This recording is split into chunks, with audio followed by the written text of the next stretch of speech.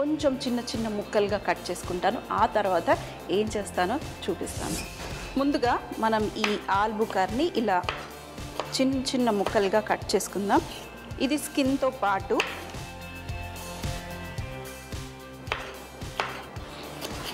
ఇవి రెడీ.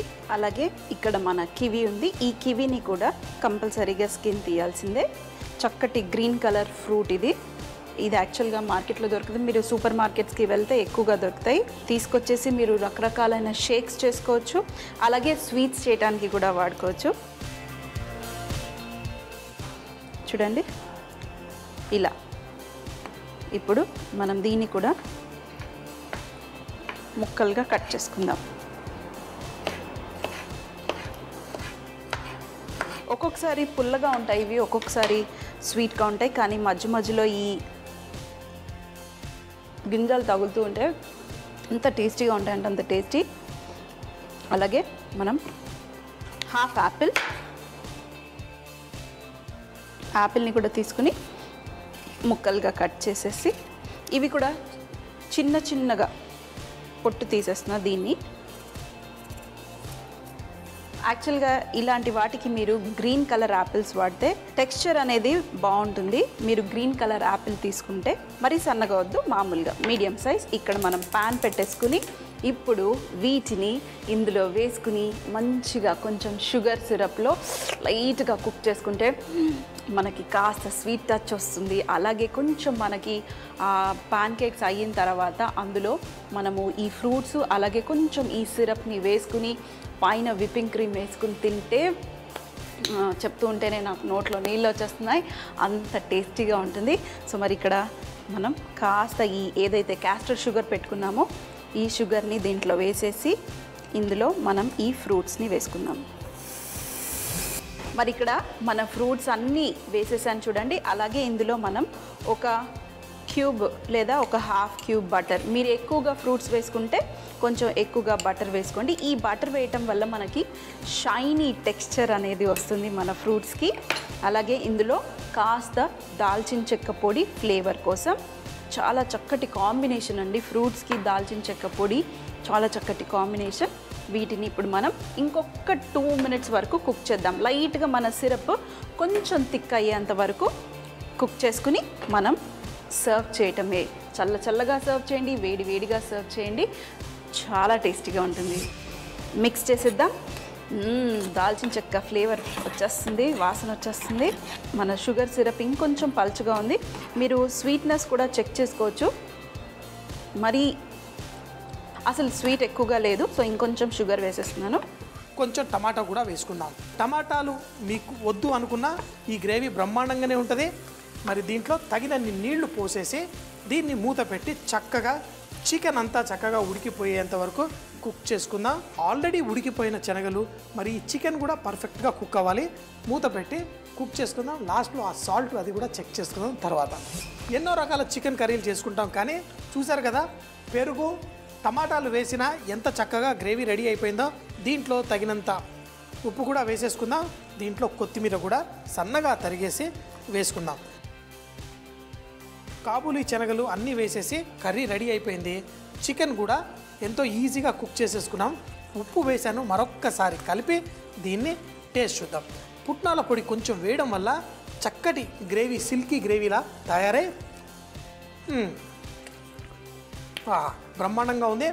దీన్ని మూత పెట్టేసి పక్కన పెట్టుకొని ఈ కాబూలీ పులావ్ అంటే మనం ఎప్పుడు రకరకాల నట్స్ అన్నీ వేసేసి చేసేస్తుంటూ ఉంటారు కదా, చాలా బాగుంటుంది. వాళ్ళు ఫుడ్ కొంచెం రిచ్గా, మరి మొగలాయి ఫుడ్ అంటే కొంచెం రిచ్గా ఉంటుంది.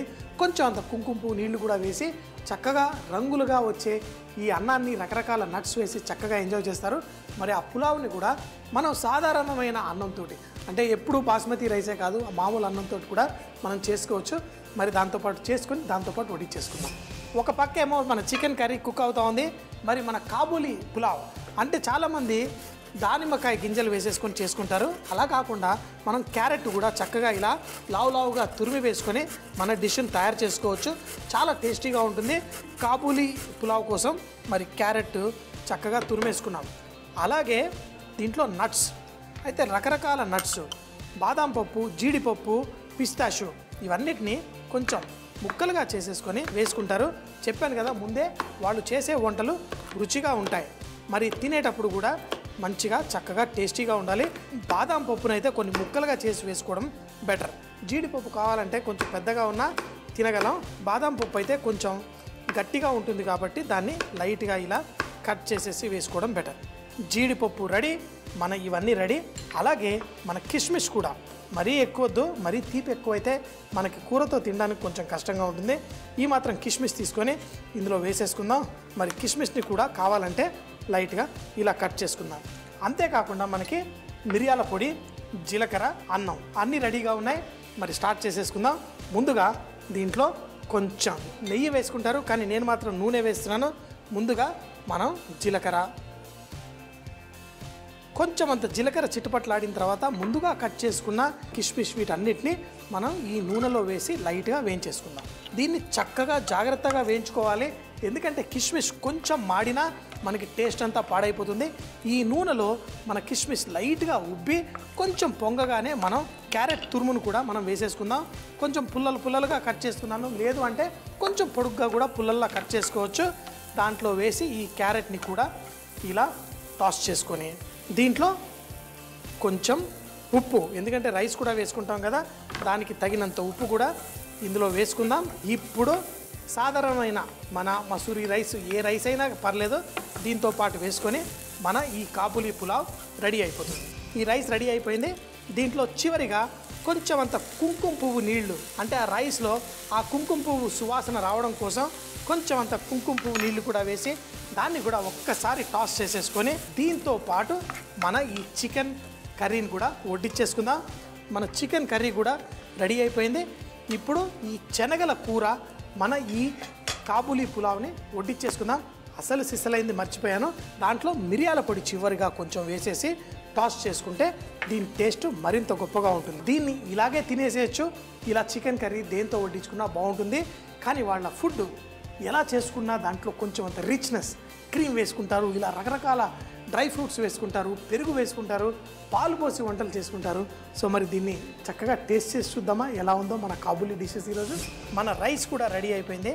చక్కగా ఈ రకరకాల ఈ డ్రై ఫ్రూట్స్ తోటి, ముఖ్యంగా ఈ క్యారెట్ ఉండడం వల్ల ఈ రైస్కి మంచి సువాసన, చక్కగా బ్రహ్మాండమైన టేస్ట్ కూడా వచ్చేస్తుంది.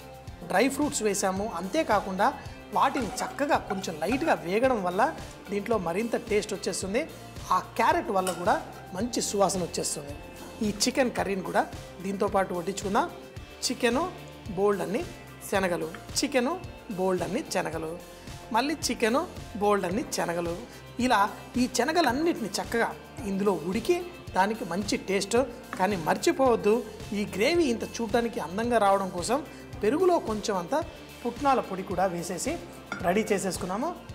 టడాయ్, కొంచెం చక్కగా తేలుతూ మంచి సువాసనతో ఇలా వడ్డిస్తే ఇంకేం కావాలండి జీవితానికి. మరి సూపర్ అంటే సూపర్గా మన ఈ కాబూలీ శనగలతో చేసిన చికెన్ కర్రీ, అలాగే మన కాబూలీ పులావ్ కూడా రెడీ అయిపోయింది. మరి తినేద్దామా? కొంచెం పులావ్ వేసుకొని మరి కర్రీ వేసుకొని చక్కగా ఎంజాయ్ చేద్దాం. కానీ ఈ పులావ్ మనం ఇలాగే తినొచ్చు, దీంట్లో కర్రీ కూడా అవసరం లేదు.